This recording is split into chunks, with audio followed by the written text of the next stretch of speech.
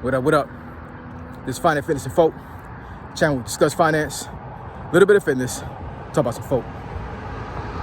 So in today's episode, I'm going to discuss why black men don't have time to be depressed.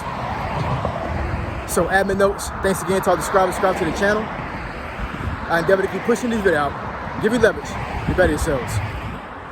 So it's Saturday morning, just finished doing a good workout. It actually feels pretty good out here, even though it's real sunny. But it's not 9:30 yet, and I started pretty early, so I'm getting a cool breeze. So what a time to do another video. Get back on the channel, speak on something that I think that is beneficial to black men. And it just came to my mind as a subject after a couple of videos I put up within the last 2 weeks. And I've been getting a lot of negative feedback on some of these videos because I'm trying to get black men to be held accountable, and it's a lot of pushback, right? Now, I will say that I do believe in a lot of traditional values, and let's face it, a lot of these people in this day and age don't believe in traditional values. There's a lot of hoopla and a lot of things that have been distorted based off of social media and other platforms that's been out there over the last probably 10 years, maybe even longer than that. But I hold true to my values, you know what I'm saying? And even if the world doesn't change back to where it was before, which, I mean, there are some traditional values that I don't believe in to a certain degree. So I'm not saying we need to go all the way back and set people back all the way to the 1940s and 50s. I'm not saying that at all. But there are some inherent traditional values that are beneficial to society. And I think really a lot of black folks in this day and age, they're really missing out on a lot of things that they're missing out on life, basically, right? So that's what I'm trying to get folks to think about and to start a conversation by making these videos. But anyway, let's get into it. So why do I say that black men don't have time to be depressed?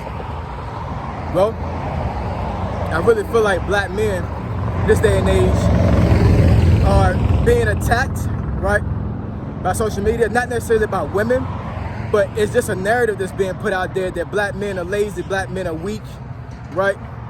And I know some folks going to probably get on the comments and say, well, you said that as well, right? So that was from a different perspective. You know what I'm saying? I can't merge the two to a certain degree, because when I said that, I was saying that if you don't put effort out there to better yourself, then you're being lazy. That's just a common fact. You know what I'm saying? Like, lazy people are not successful, right? So that's what I mean by that perspective. But I didn't say that all black men are lazy. I didn't say all black men are weak. I narrowed that down to certain inherited traits that certain men have that make them lazy and weak, right? But there's a narrative out there that's really, they're really encompassing all black men. Doesn't matter what age they are. They're saying that these black men are worthless, right?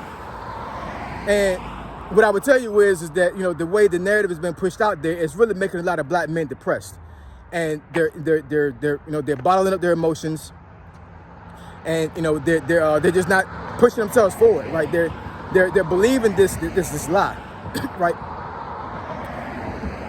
Excuse me. And it's pretty sad because for the most part, when you think about black history, whether we go back to Africa or we even go back to slavery times, right? Black men are not lazy inherently, right? If I'm pronouncing that right. But like I said, that narrative has really been pushed out there, and it's making a lot of black men depressed. And one of the ways you can combat depression is to stay busy. You know what I'm saying? We can't afford to sit down and be depressed. We can't afford to sit down and let this narrative get pushed out over and over and over again, and we start believing it, right? Because, folks that are weak-minded and folks that, they don't have a strong constitution. That's what my grandma always tell me. I was a very sick child when I was growing up, right? Always was in the hospital, always being sick, all the way to my teenage years, right? And it didn't matter how sick I got, I always bounced back even harder. And my grandmother used to always tell me, like, that boy has a strong constitution. What she really meant by that was that I had really strong willpower, and I didn't let anything that knocked me down keep me down for a very long time. That's what she meant by that, right?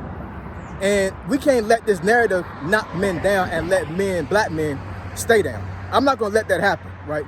So I'm gonna keep pushing videos out there to start the conversation and to hold black men accountable, right? Because I have to hold myself accountable. This is not something that I'm saying that I didn't do myself. This is not something that I'm saying that I wasn't exposed to, right? I've been in situations in my life where I was extremely depressed, didn't want to do anything, right? And it was embarrassing, and it was humiliating, right? Because, as a man, you don't never want to be in that position. You never want to be in a situation where, you almost gave up to a certain degree. And that's where I was at one point in my life. I'm not even going to front about that, you know what I'm saying? And, the only thing that got me through that was having a relationship with God and really, taking heed to what my grandmothers always tell me, you know what I'm saying? Like, I always bounce back even harder and stronger than when I was knocked down.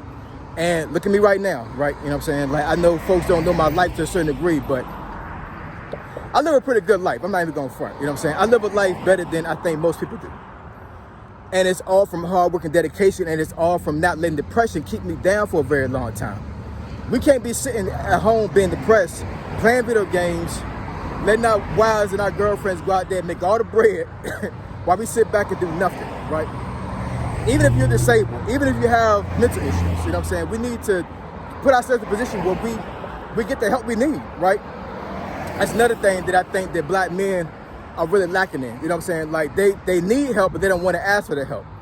I was one of these people too, right? I was a person for a very long time that, I felt like I could do things myself.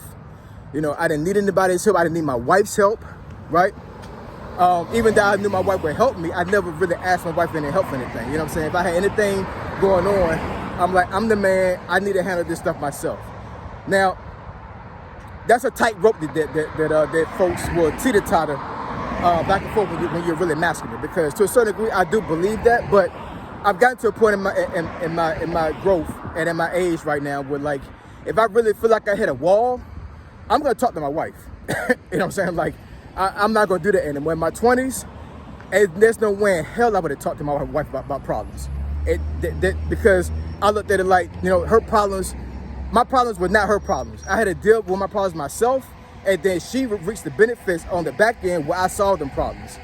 Well, with me being the age I'm at right now, I understand that my wife's not helping me, and I can't deny her the privilege and the honor and the respect that she holds with me as far as her allowing me to help me.